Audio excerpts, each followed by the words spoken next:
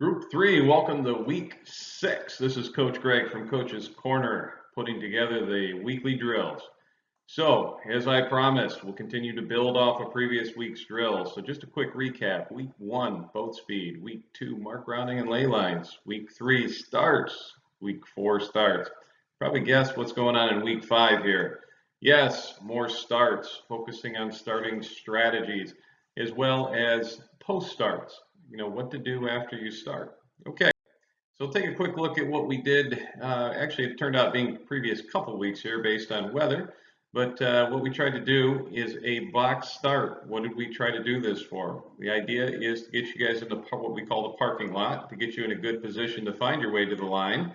And the intent of the box is to hold you up to the line. So as you guys navigate around a couple minutes before the start, about 1 minute 30 seconds, remember you want to start finding your way into that start line box. That's where you want to get there. Last week, I did not intend to hold you in position on the line, but this week, that's exactly what we're going to do. I allowed you to be very dynamic in that start box, vying for position in the start box. So why? Why do we focus on starts so much? Good starts, they really set you up to do well in the race. You get out front, you stay out front. It's a good feeling. Bad starts, you're always playing catch up, and it really turns out to be more luck. Somebody had a bad tack, you got a good shift. You're starting to play luck rather than skill from a bad start. Okay, so what are we going to do this week?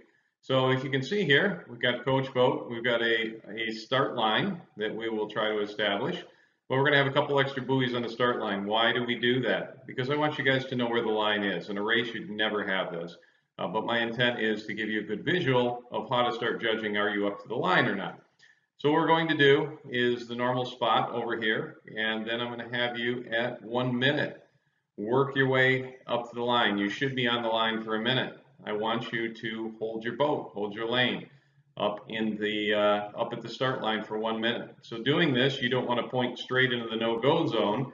You want to be slightly off the wind with your sails out. You can backwind the sail to back up slightly and just keep inching back and forth.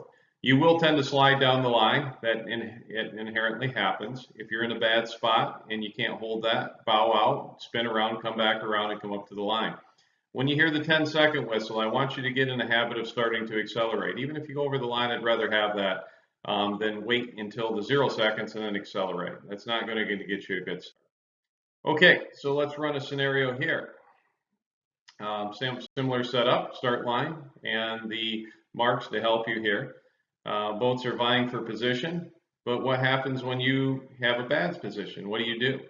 So you can see this boat over here had a bad position, but what they did is they bowed out and went for a large hole over here. So don't just sit behind the fleet. Try to find your spot up on the line. I guess that's the point I'm trying to drive home. Okay, so post start. This is a little bit about post starting. So similar scenario here. We're going to have the line. What do you do if you get a bad spot? What if you didn't get yourself up on the line and have that big lane there? There's a wind shadow generated by the boat here. This boat is generating a wind shadow that's affecting both of these boats. Wind shadow is where the wind's disturbed by this sail, and you guys don't have clean air necessarily. So what do you do in that scenario?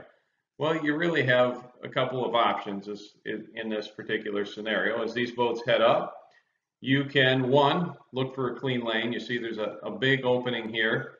If you're quick, you can try to try to fetch that spot there. You can foot a little bit and try to find that spot. Or in a better scenario, you can see this boat here tried to fetch, and they're getting out of the wind shadow here. But a better spot is you had a bad start, get out and hope for something better. Go over to port and get clean air. Now some of these boats may see that and try to cover, but at least you got yourself in a clean air and clean lane. So that's what I recommend. I'd like to see today. Okay, so a little bit about rules. I try to bring one rule in here for us to study every session. Now, you guys have all raced at regattas now. You're getting pretty proficient at finding your way around the marks. So rules become important. They become more technical. So I want to focus on those for just a minute. So 3-boat zone, rule 18. what happens in this scenario. So imaginary 3-boat zone around a windward mark. Both these boats are in starboard fetching the mark. Once blue boat reaches that 3-boat zone, we begin to evaluate, does yellow boat have rights or not? In this scenario, blue boat would be hail to yellow boat and say, yellow boat, you have no rights. You have no overlap. Remember, overlap defined by this perpendicular line. If you foot down, remember that perpendicular line might cause an overlap. So be careful about that as you go into that zone, or as you enter the zone.